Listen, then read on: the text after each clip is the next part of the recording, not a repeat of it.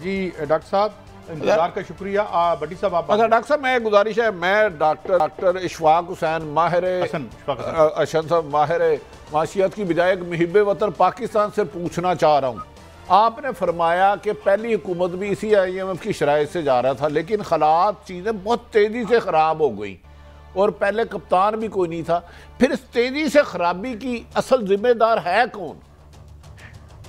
देखिए, जो हुकूमत मौजूद है यही जिम्मेदार होगी ना कि शुरू के 1 महीने तक तो कुछ पता ही नहीं चल रहा था कि जहाज़ का कोई कप्तान है या नहीं है। जहाज़ जो है समुद्र में थपेड़े खा रही थी मौजों की, और जिधर मौज ले जाए वो उस तरफ जा रहा था। कोई नेविगेट करने वाला नहीं था। जब कुछ जान में जान आई है, जब वो 30 रुपये पहले बढ़ाया गया, फिर 30 रुपये फिर बढ़ाया गया, 2 कोविड के डोज लगे, उसके बाद मैंने कहा था कि अभी 2 बूस्टर लगने हैं, तो 1 बूस्टर लग गया, 1 बूस्टर 30 जून को लगेगा आपको। तो ये उस वक्त फिर जान में जान आई है कि कोई जहाज़ का कप्तान भी आया है। उसके बाद चीज़ें चूँकि एक मोमेंटम पकड़ लेता है ना, ख़राबी का एक मोमेंटम होता है। जब चीज़ें ख़राब हो रही होती है उसमें एक मोमेंटम डेवलप हो जाता है, तो उसको अभी तक हम रोक नहीं पाए हैं। उस मोमेंटम को अभी तक हम निगोसिएशन चल रहे हैं IMF से, तो वो एक बेयकीनी की कैफियत है। दूसरे मुल्क में एक अफरा तफरी मची हुई है, एक सियासी बेयकीनी भी मौजूद है, और ये सबसे ज़्यादा जहर कातिल होती है। ये सियासी बेयकीनी की कैफियत सबसे ज़्यादा यही ख़तरनाक रोल प्ले करती है। देखें, पाकिस्तान के जो माशी मसाइल हैं ये कोई नई हम इस तरीके से हैंडल नहीं कर रहे हैं। इससे पहले भी ये मसाइल हम देखते रहे हैं, पर्टिकुलरली जब हमने न्यूक्लियर धमाका किया था 1998 में, उसके बाद हम पे इकोनॉमिक सैंक्शन लग गया था, और मैं उस वक्त वजारत ख़जाना में था, तो मैं तो आई विटनेस हूँ कि किस तरीके से हम मैनेज कर रहे थे। क्योंकि आप पे जब इकोनॉमिक सैंक्शन लग गया, अभी तो आप पे किसी ने कोई सैंक्शन तो नहीं लगाया है, लेकिन उस वक्त हम पे सैंक्शन लग चुका था और तमाम बाहर से इनफ्लोज हमारे रुक गए थे, लेकिन हम अपने डेट की पेमेंट टाइम पे किए चले जा रहे थे, जिसकी वजह से रिजर्व गिरते गिरते $400 बिलियन से भी नीचे चला गया था। लेकिन हमने मैनेज किया। उसकी वजह यह थी कि वो सिर्फ और सिर्फ एक इकोनॉमिक क्राइसिस था जिसको हम हैंडल कर रहे थे। उस वक्त जो चैलेंज था उसकी एक ओनरशिप थी उस वक्त की हुकूमत के पास में। दूसरी चीज़ यह कि उस वक्त कोई सियासी बेयकीनी की कैफियत नहीं थी। आज उससे थोड़ा ज़्यादा चीज़ें ख़राब हो गई हैं। फिर यह कि इस जो चीज़ें जो ख़राब हुई हैं इसको कोई ओन नहीं कर रहा है। तीसरी चीज़ यह है कि ये मौशी जो डिटेरियोरेशन है ये साथ साथ आया है सियासी बेयकीनी की सूरत हाल के साथ साथ में, जो 98 में ये कैफियत नहीं थी। तीसरी चीज़ ये है कि कोई सेनर वॉइस भी नहीं है कि कोई आदमी बीच में पड़े आके चीज़ों को दोनों को बिठाए और उनको समझाए कि भाई देखो मुल्क किधर जा रहा है। आप लोग जब मुल्क ही नहीं रहेगा तो सियासत कहाँ करोगे, मुल्क नहीं रहेगा तो ये पार्लियामेंट भी तो नहीं होगी। तो यार कम से कम मुल्क का ख्याल करो, मुल्क की मईशत का ख्याल करो, अवाम का ख्याल करो। अवाम सब आप लोगों की तरफ देख रहे हैं, तो कोई एक ऐसा शख्स भी नहीं है जो इन सबों को इकट्ठा करे।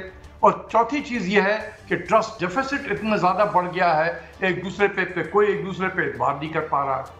तो ये सारे मसाइल इकट्ठे हो गए हैं जिसकी वजह से आज हम जिस कैफियत से गुजर रहे हैं, ये इसकी वजह यह है कि बहुत सारे मसाइल हमारे इकट्ठे हो गए हैं। तो इसलिए चैलेंज हमारा बहुत ज़्यादा हो गया है। तो सबसे पहली चीज़ यह है कि अच्छा डॉक्टर साहब माफी चाहता हूँ, मैं एक खबर है ये जो प्रॉफिट नामी एक वेबसाइट उस पर आ रही है, इसका मतलब समझा दे। Interbank market runs out of dollars, what does this mean? हम इंटरबैंक डॉलर का सुनते रहते हैं कि ये वो ज़रा कम होता है उसके रेट, तो इंटरबैंक मार्केट में डॉलर का रन आउट होने का क्या मतलब है? नंबर 1 ये दुरुस्त है? अगर दुरुस्त है तो उसका मतलब क्या है? देखिए, मैंने भी ये खबर देखी है, अब मैं लेकिन ये कंफर्म तो नहीं किया, लेकिन छपा है कहीं से। इसके किसी के नेगेट तो नहीं किया है, इसको रिबटल तो नहीं इशू किया है। इसलिए जब रिबटल ना हो तो लोग उसको समझते हैं कि ये खबर ठीक होगी। इसका मतलब सिर्फ ये हुआ कि अगर कोई शख्स कोई इम्पोर्टर जो है अपने एलसी खोलने के लिए जा रहा है, तो कमर्शियल बैंक कह रहे हैं कि भाई हम डॉलर हमारे पास नहीं है, हम आपके एलसी नहीं खोल सकते हैं। ये कैफियत हो गई है। और जो मैं आपको समझा रहा था कि मैं इम्पोर्टर हूँ, मैं घबराया हुआ हूँ कि अगर 2-4 दिन और मैंने डिले कर दिया तो यही एक्सचेंज रेट जो आज 209 है कि 215 ना हो जाए, तो आज ही क्यों ना मैं अपना एलसी खोलूं इंपोर्ट का। आरिफ हमीद भट्टी साहब जो हैं वो एक्सपोर्टर हैं, उन्होंने कहा कि मैं आज क्यों लेकर आऊं, मैं भी एक हफ्ते के बाद लेकर आऊंगा ताकि मुझे 2-4 रुपए ज़्यादा मिल जाए $1 के। तो आरिफ हमीद भट्टी साहब ने सप्लाई कम कर दी, मैंने आज डिमांड क्रिएट कर दिया, तो डिमांड एंड सप्लाई का जो प्रेशर है, गैप, वो फर्दर डिप्रिशिएट कर रहा है एक्सचेंज रेट को। तो यही सिलसिला चला आ रहा है, और ये इसलिए है कि कल क्या होगा किसी को नहीं पता।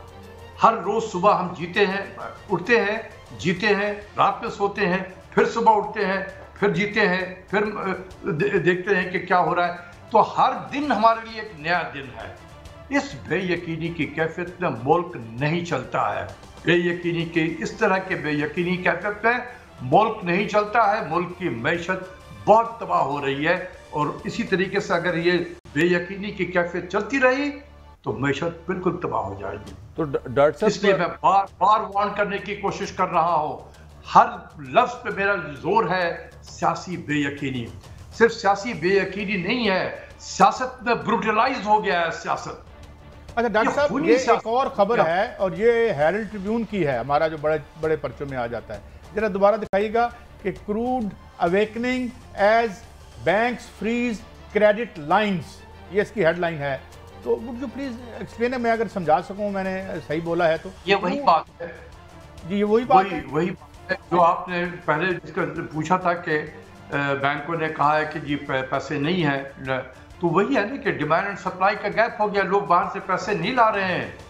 लोगों के जो इम्पोर्टर हजरात हैं, जिनकी फैक्ट्री है, कारखाने हैं, अपने रॉ मटेरियल उन्होंने मंगाना है। डॉक्टर साहब, आसान जुबान में हमने पेट्रोल तो लेना है, उसी से बिजली बनानी है, उसी से हमने ट्रांसपोर्ट चलानी है, और इसके बगैर आज की ज़िंदगी नहीं है। मेरा आपसे सवाल है कि डॉलर हमारे पास ख़त्म हो गए हैं, तो इसका क्या मतलब है? इसका मतलब है कि हम इस सिचुएशन से बाहर आ ही नहीं सकते।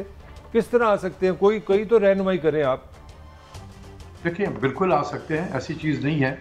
जो आपने कहा कि डॉलर ख़त्म नहीं हुए हैं। स्टेट बैंक ने एक तरीके से डॉलर के जो इस्तेमाल उसके पास है, उसको ज़रा वो करना शुरू किया कि अगर बहुत ही कोई ज़रूरी चीज़ होगी जिसके लिए इंपोर्ट करना है तो उसके लिए पैसा देंगे, बाकी आम इन चीज़ों के लिए हम पैसे नहीं देंगे।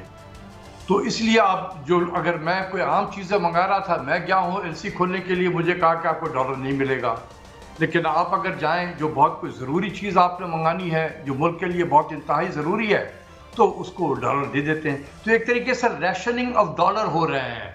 स्टेट बैंक रैशनिंग कर रहा है डॉलर का, कि जिस तरीके से पहले फरावानी थी कि धड़ाधड़ जो जिसकी मर्जी आए 4000 सीसी की गाड़ी इंपोर्ट कर ले और एक्सपेंसिव मोबाइल इंपोर्ट करे, अब स्टेट बैंक के पास जेब में वो गुंजाइश नहीं रही है, तो वो अब सोच के उस पैसे को खर्च कर रहा है। तो इसलिए उस पैमाने पे अब वो चीज़ें, अगर आपने कोई चीज़ करनी है, मंगानी भी है, आपको डॉलर चाहिए, आपको फाइलों को लटका के रख देंगे। डॉक्टर साहब, एक बात और बड़ी जो समझ में नहीं आती, मैंने आज ही डॉलर का रेट अफगानिस्तान की करेंसी जिसे अफगानी कहते हैं 89 अफगानी का $1 है, और ये क्या वजह है? वो एक बिल्कुल टूटी फूटी मैशत है, हम उनसे भी गए गुजरे हैं।